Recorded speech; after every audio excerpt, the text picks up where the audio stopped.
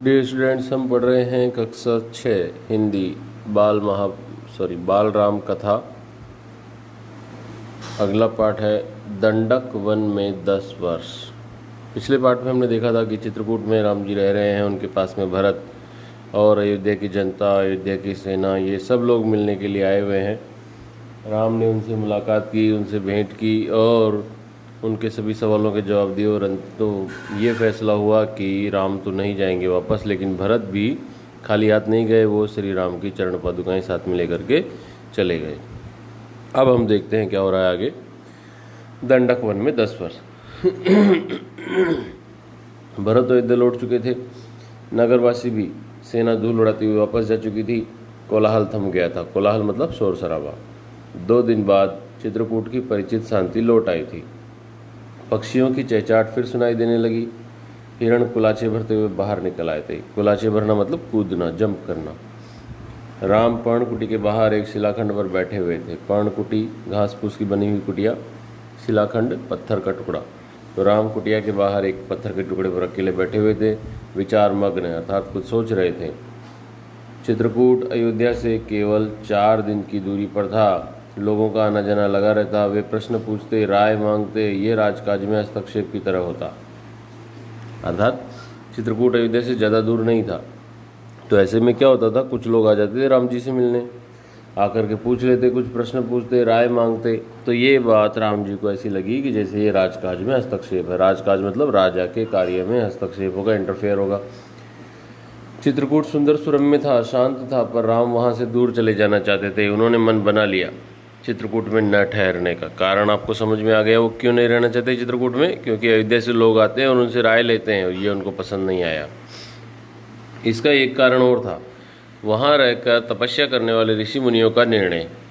राम लक्ष्मण ने उस वन से राक्षसों का सफाया कर दिया था। अब तपस्या में कोई बाधा नहीं थी, लेकिन मुनिगण वन छोड़ना चाहते थे। क्यों? क्योंकि कुछ राक्षस मायावी थे। मायावी मतलब जादुई ताकत वाले।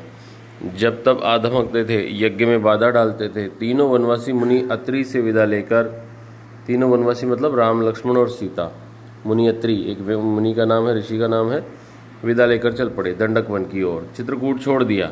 दंडकारण्य घना था। दंडकारण्य, दंडक प्लस अरण्य। दंडक तो जगह का नाम और अरण्य मतलब जंगल। तो मतलब दंडक नाम के जंगल में वो चले गए।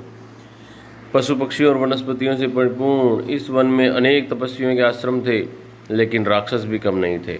वे ऋषि मुनियों को कष्ट देते थे, उनको दुख देते थे, अनुष्ठानों में विघ्न यानी बाधा डालते थे, रुकावट डालते थे। अनुष्ठान मतलब पूजा, यज्ञ आदि। राम को देखकर मुनिगण बहुत प्रसन्न हुए।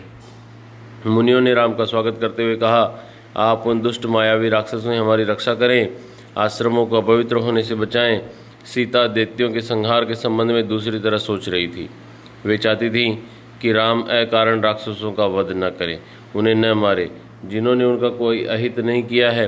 राम ने उन्हें समझाया, सीते, राक्षसों का विनाश ही उचित है। वे मायावी हैं, मुनियों को कष्ट पहुंचाते हैं, इसलिए मैंने ऋषियों की रक्षा की प्रतिज्ञा की है। इस प्रकार से सीता और राम ने आपस में चर्चा की। आगे देखिएगा, ये एक चित्र है जिसमें आप देख सकते होंगे कुटिया बनी हुई है और उसके सामने राम जी बैठे हुए हैं।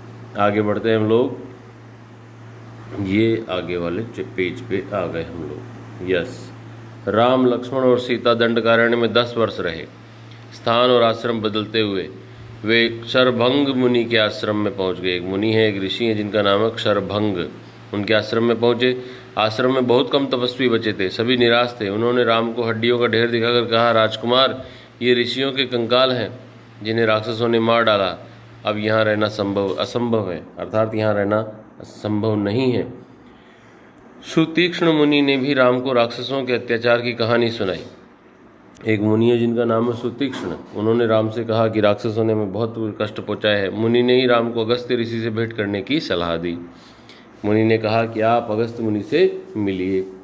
विंध्याचल पार करने वाले वह पहले ऋषि थे। विंध्याचल एक पर्वत का नाम है जो मध्य प्रदेश और महाराष्ट्र से सीमा बनाता हुआ गुजरात के अंत तक पहुंचता है। मुनि ने राम को गोदावरी नदी के तट पर जाने को कहा। उस स्थान का नाम पंचवटी था। वनवास का शेष समय दोनों राजकुमारों और सीता ने वहीं बिताया। पंचवटी के मार्ग में राम को एक विशालकाय गिद्ध मिला। गिद्ध मिला, जटायु, उसका नाम जटायु था। सीता उसका स्वरूप देखकर डर गई कि बाप रे कितना बड़ा गिद्ध है। लक्ष्मण ने उसे मायावी राक्षस समझा। वे धनुष उठा ही रहे थे कि जटायु ने कहा, हे राजन, मुझसे डरो मत, मैं तुम्हारे पिता का मित्र हूँ, वन में तुम्हारी सहायता करूँगा। आप दोनों बाहर जाएंगे तो सीता की रक्षा करूँगा। राम ने जटायु को धन्यवाद दिया, उन्हें प्रणाम करके आगे बढ़ गए। आगे देखते हैं। पंचवटी के में लक्ष्मण ने बहुत सुंदर कुटिया बनाई, मिट्टी की दीवारें खड़ी की, बांस के खंभे लगाए, कुश और पत्तों से छप्पर डाला। कुश घास जो दोब होती है उसको बोलते हैं। कुटिया ने उस मनोरम पंचवटी को और सुंदर बना दिया। पंचवटी उस स्थान का नाम है। कुटी के आसपास पुष्पलताएं थी, हिरण घूमते थे, मोर नाचते थे। इस बीच राम राक्षसों का निरंतर संहार करते रहे। संहार करना मतलब मारना। वे जब भी आश्रमों पर आक्रमण करते, राम लक्ष्मण उन्हें मार देते। उन्होंने सीता को पकड़ लेने वाले राक्षस विराट को मारा। वन से राक्षसों का अस्तित्व लगभग मिटा दिया। तपस्वी शांति से तप करने लगे। एक दिन राम लक्ष्मण और सीता कुटी के बाहर बैठे हुए थे, लता कुंजों को निहारते हुए। लता कुंज आसपास में जो हरी हरी लताएं थी, बेलें थी, पेड़ पौधे थे जिन पर सुंदर फूल आए हुए थे, उनको वो निहार रहे थे, देख रहे थे, उनके सौंदर्य पर मुग्ध होते थे। तभी लंका के राजा रावण की बहन शूर्पणखा वहां आई। राम को देखकर वह उन पर मोहित हो गई, अर्थात राम उसको अच्छे लगे।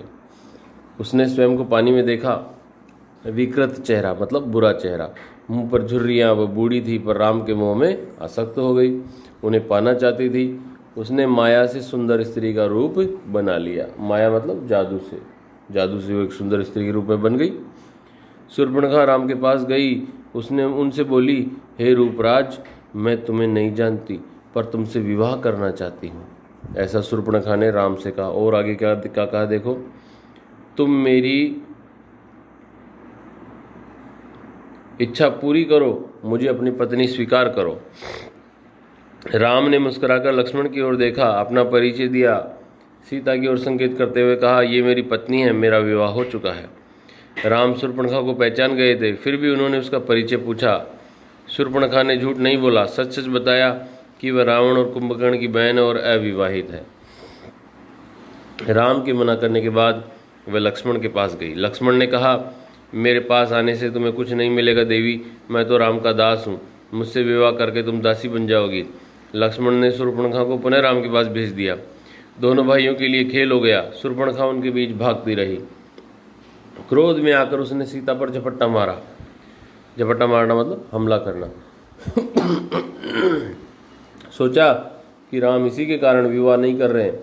लक्ष्मण तत्काल उठ खड़े हुए, तलवार खींची और उसके नाक कान काट लिए। तो क्या आप बता सकते हैं कि शूर्पणखा ने सीता पर झपट्टा क्यों मारा?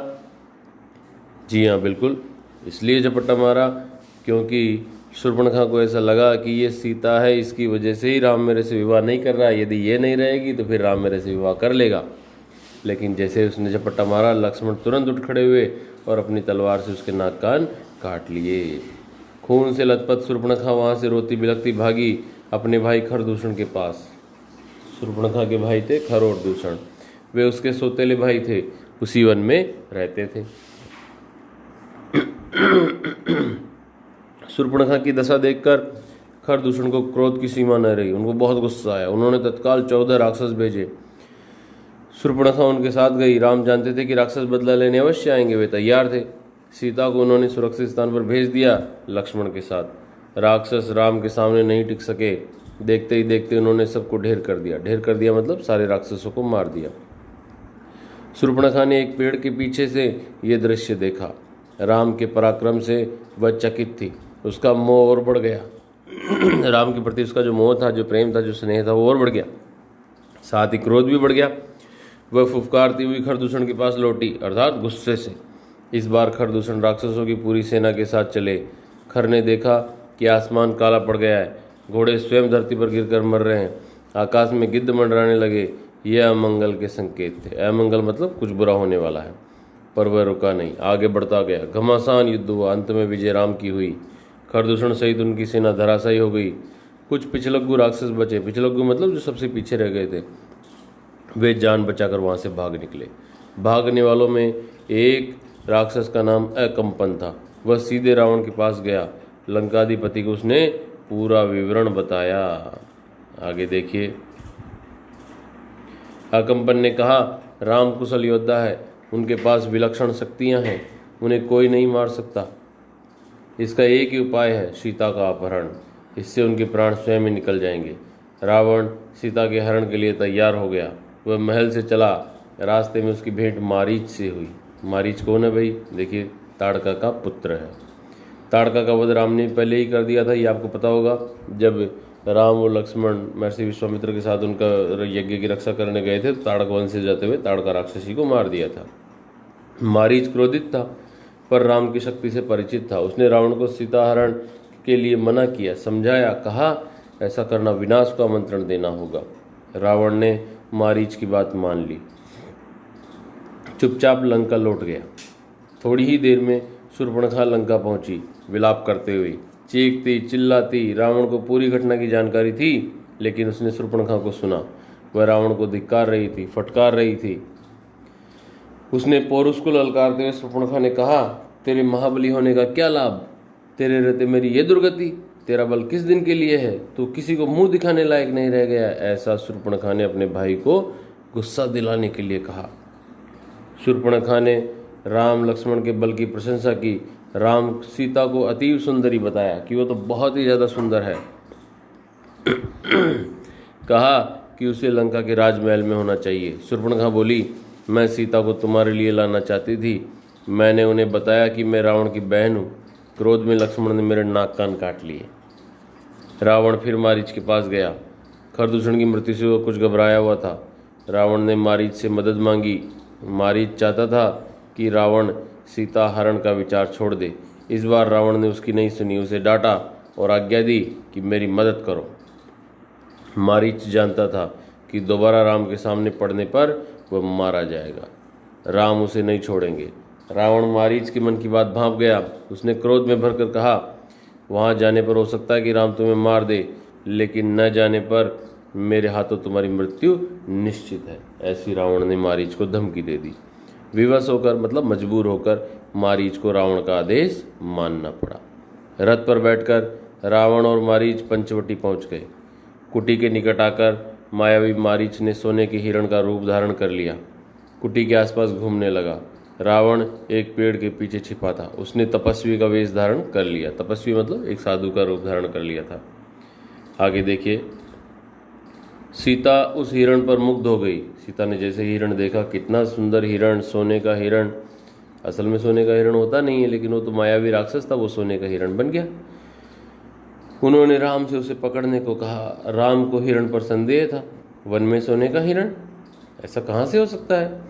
लक्ष्मण बड़े भाई की बात से सहमत थे, पर सीता के आग्रह के आगे उनकी एक न चली। सीता ने आग्रह किया, रिक्वेस्ट की कि प्लीज ये हिरण मेरे लिए लाओ। तो सीता की प्रसन्नता के लिए राम हिरण के पीछे चले गए। उन्होंने सोचा, वन में इतने समय के प्रवास के दौरान सीता ने कभी कुछ नहीं मांगा, उनकी ये इच्छा अवश्य पूरी करनी चाहिए। कुटी से निकलते समय राम ने लक्ष्मण को बुलाया, सीता की रक्षा करने का आदेश दिया और कहा, मेरे लौटने तक तुम उन्हें अकेला मत छोड़ना। लक्ष्मण ने सिर झुकाकर उनकी आज्ञा स्वीकार कर ली। सीता कुटी में ही थी। लक्ष्मण धनुष लेकर बाहर खड़े हो गए। इसी के साथ प्यारे बच्चों, आपका ये जो पाठ था दंडक वन में 10 वर्ष, ये पूरा हुआ। इससे आगे हम लोग अगली क्लास में पढ़ेंगे। Thank you.